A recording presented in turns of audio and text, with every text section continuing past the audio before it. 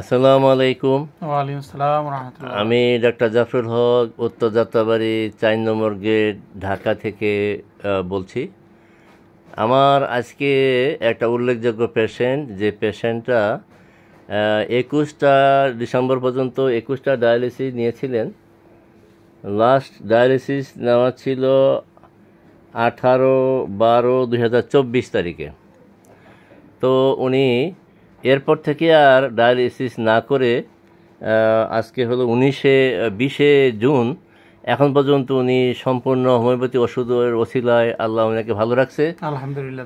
এবং কি বলে যে ওনার ডায়ালিসিস নিতে হয়নি, ওনার খাওয়া দাওয়া সব স্বাভাবিক। তো এটা হলো ওনার দ্বিতীয় ফলো আপ। এর আগে আমি একটা ভিডিও করেছি। তো অনেকে আমাকে জিজ্ঞাসা করে যে রুগীটা আপনার ডায়ালিসিস হইলো, ডায়ালিসিস না করে আপনার ওষুধ খাচ্ছে, এখন পর্যন্ত ডায়ালিসিস করে নাই, আপনি বলছিলেন সেই রুগী কীরকম আছে, সেই রুগীর খবর কী?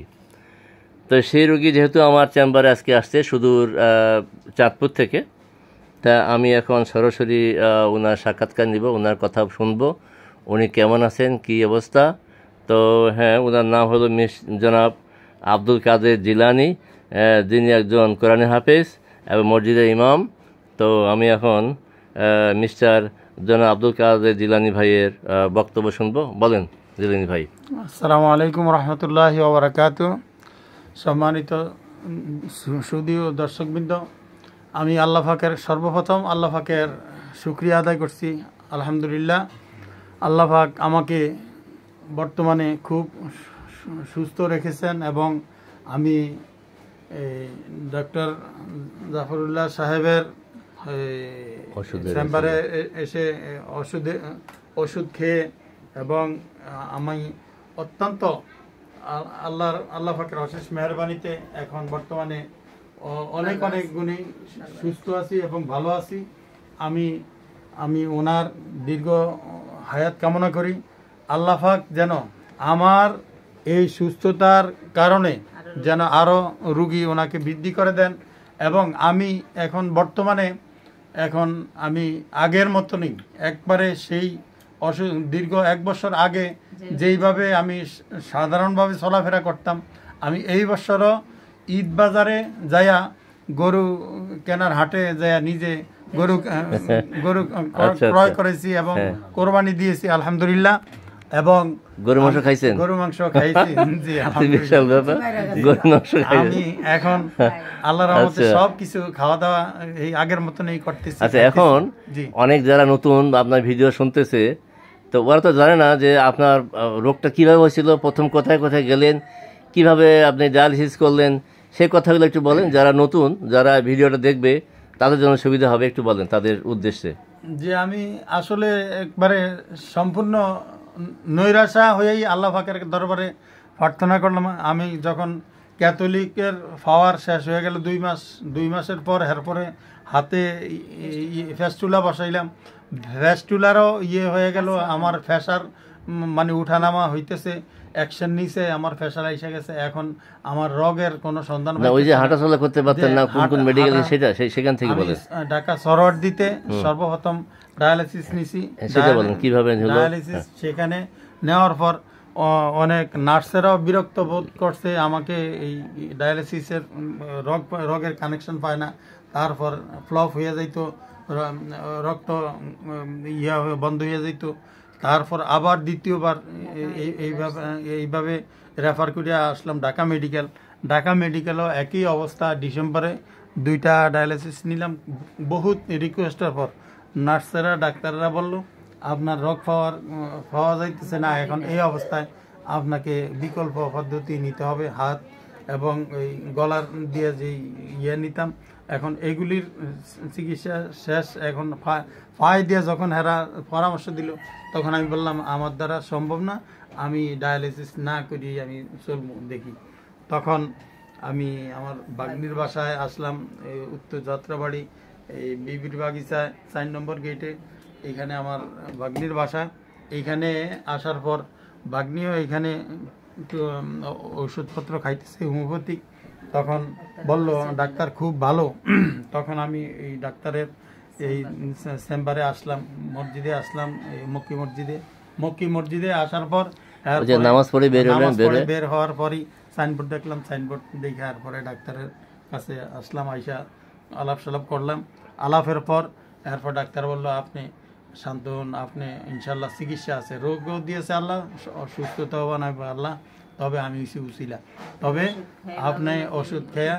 আমি প্রথম দিন আমাকে এই 2টা বোতল দিল, 2টা বোতলে এরপরে দেওয়ার পর 1 সপ্তাহ এই 2 বোতল আমার ভাগ্নির বাসায় খাওয়ার পর আমার শারীরিক পরিবর্তন একদিনের ভিতরে আমি অনেক মানে পরিবর্তন হইয়া এরপরে আমার দ্বিতীয় দিন আসলাম। দ্বিতীয় দিন ডাক্তার সাহেব বলল আপনার কি পরিস্থিতি, আপনি এখন ওষুধ নিয়ে যান। ওষুধ নিয়ে যাওয়ার পর 9.5 ছিল কিডনির পয়েন্ট, ডায়ালিসিস নেওয়ার পরে সিরাম ক্রিয়েটিনিন 9.5 ছিল। 9.5। আচ্ছা আমি এটা একটু দেখাই যে সেটা একটু দেখাচ্ছি। এই যে দেখা যাচ্ছে ঢাকা মেডিকেল কলেজ হাসপাতাল 10/12/2023 ওনার সিরাম ক্রিয়েটিনিন, এই যে সিরাম ক্রিয়েটিনিন 9.40 ছিল, সেটা হলো 10/12/2023, অর্থাৎ 21তম ডায়ালিসিস নেওয়ার পরে ওনার সিরাম ক্রিয়েটিনিন ছিল 9.40 অবস্থায় উনি আমার কাছে চিকিৎসার জন্য আসেন এবং ওনার চিকিৎসা শুরু হয়। চিকিৎসা শুরু করার পরে পরবর্তীতে উনি আবার টেস্ট করেন 25শে জানুয়ারি 2024। এই যে দেখা যাচ্ছে সেটা টেস্ট করে হলো national heart and health care centre, এখানে উনি টেস্ট করে 25শে জানুয়ারি 2024। তখন তার সিরাম ক্রিয়েটিনিন হলো 5.76 হওয়ার পরে উনি ওষুধ চালিয়ে যান এবং পরবর্তীতে সর্বশেষ উনি টেস্ট করেন ঢাকা ডিজিটাল ডায়াগনস্টিক সেন্টারে, সেটা হলো 15 এপ্রিল 2024। 15 এপ্রিল 2024-এ ওনার সিরাম ক্রিয়েটিনিন হয় 4.9। তো আল্লাহর অশেষ রহমতে আল্লাহ ওনাকে ভালো রেখেছে। আপনারা শুনলেন জনাব জিলানী ভাইয়ের কাছে যিনি কি হলো আমি রমজানে পূর্ণ রোজাও রেখেছি আলহামদুলিল্লাহ, এবং রমজানে আমি পূর্ণ 10 দিন এতেকাফও করেছি। আল্লাহ পাকের কাছে কোরআন খতম করে আমার ডাক্তার সাহেবের জন্য আমি দোয়া করেছি এবং অন্যান্য সকল মুসলমান যারা এই সমস্ত রোগাক্রান্ত হয়ে তাদের জন্য দোয়া করেছি এবং তারা যেন আল্লাহ পাকের কাছে রোগ মুক্তির জন্য কামনা করেছি, তারাও যেন মানে সুস্থতা বোধ করে। এবং সারা বিশ্বে যখন ডায়ালিসিস দেওয়া হচ্ছিল তখন আপনি হাঁটতে পারতেন না, আপনাকে হুইলচেয়ারে করে আমি চলাফেরা করতাম। আমি অ্যাম্বুলেন্সে আমি ঢাকা হসপিটালে আসছি, আমি কোনো সুস্থভাবে আসতে পারিনি। আমি মনে করেন চাঁদপুর থেকে, আপনার বাড়ি চাঁদপুর? আমার বাড়ি চাঁদপুর। আমি চাঁদপুর কোন জায়গা? চাঁদপুর 2 নং আশিকাঠি হাফানিয়া গ্রাম, 2 নং আশিকাঠি ইউনিয়ন হাফানিয়া 2 নং ওয়ার্ড হাফানিয়া গ্রাম। কোন মসজিদে ইমাম ছিলেন আপনি? আমি মসজিদে ইমামতি করতাম মুন্সিরহাট দিগুলদি গ্রামে চাঁদপুরে। আমি ওইখানে শাহরাস্তি করছি, শাহরাস্তি পৌরসভা জামে মসজিদে ইমামতি করেছি হাজীগঞ্জে। আচ্ছা আচ্ছা, জি আমি বিভিন্নখানে।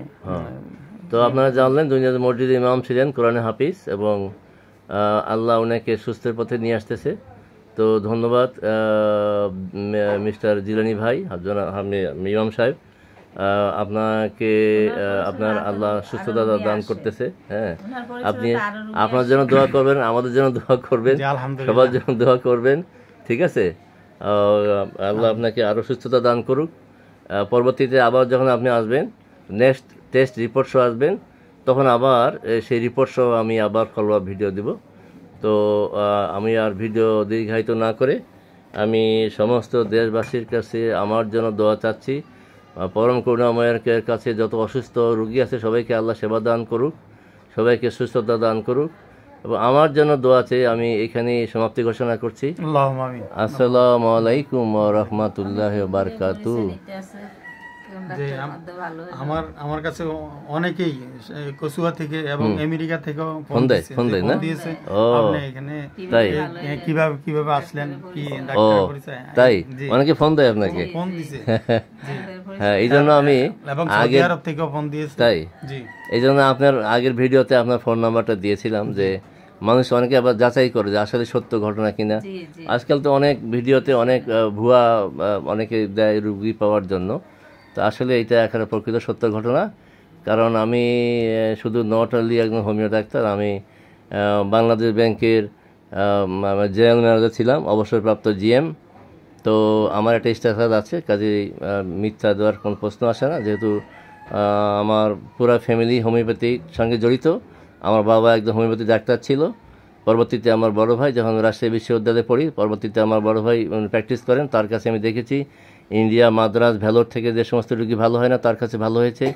এ সমস্ত দেখে আমার হোমিওপ্যাথির প্রতি একটা আকর্ষণ জন্মায় আমি রাজশাহী বিশ্ববিদ্যালয়ে পড়ার সময় আমি হোমিওপ্যাথি কলেজে ভর্তি হই এবং 1991 সালে আমি জিএসএমএস ডিগ্রি কমপ্লিট করি পরবর্তীতে বাংলাদেশ ব্যাংকে চাকরি করার সময় নিজে চিকিৎসা করেছি আশেপাশে বন্ধু বান্ধবের চিকিৎসা করেছি তাতে হ্যাঁ এটা আমার নিজের বাড়িতে আমি চিকিৎসা করতেছি তো কি বলে তো আমার মূল উদ্দেশ্য যে এখানে মানে কি বলবো ভুয়া কিছু আসার কোনো প্রশ্ন নাই তো যেহেতু আমি একদম হোমিওপ্যাথিক পরিবারে আমার জন্ম আমার ছেলেও ঢাকা ব্যাংকে জব করে সেও হোমিওপ্যাথির সঙ্গে জড়িত তাকেও আমি ডিএসএমএস কমপ্লিট করিয়েছি তো আমি চাচ্ছি আসলে মানুষের যে এত অসাধ্য সাধন যে রোগগুলো সেগুলো থেকে আল্লাহ মাফ করুক কারণ আমি আল্লাহ আমার গাড়ি বাড়ি সব কিছু আছে আমার কোনো অভাব নাই কিন্তু যারা গরিব মানুষ তাদেরকে আমি ফ্রি অফ কস্টে ট্রিটমেন্ট করি অথবা যারা বড়লোক আছে তাদের কাছে 2000 টাকা আমি ভিজিট নেই ওষুধের 2000-3000 টাকা অ্যাকর্ডিং টু ডিজিজ আর গরিব মানুষ হলে তাদের চিকিৎসা ফ্রি তাদের কোনো ভিজিট নাই তো আমার এটা সবচেয়ে বড় আল্লাহর কাছে শুকরিয়া যে আমি এই পেশায় থাকার কারণে জনগণের সাথে মিশতে পারতেছি কারণ এই লেভেলের লোকজন সাধারণত পাবলিকের সাথে মেশার কথা না তো আল্লাহ আমাকে তৌফিক দিয়েছে আমি মানুষের সেবা করতে পারতেছি তা আল্লাহ আমাকে আরও নেক হায়াত দান করুক আমাকে সুস্থতা দান করুক আমি যেন সবার সেবা যত্ন করতে পারি আসসালামু আলাইকুম ওয়া রাহমাতুল্লাহি ওয়া বারাকাতুহু।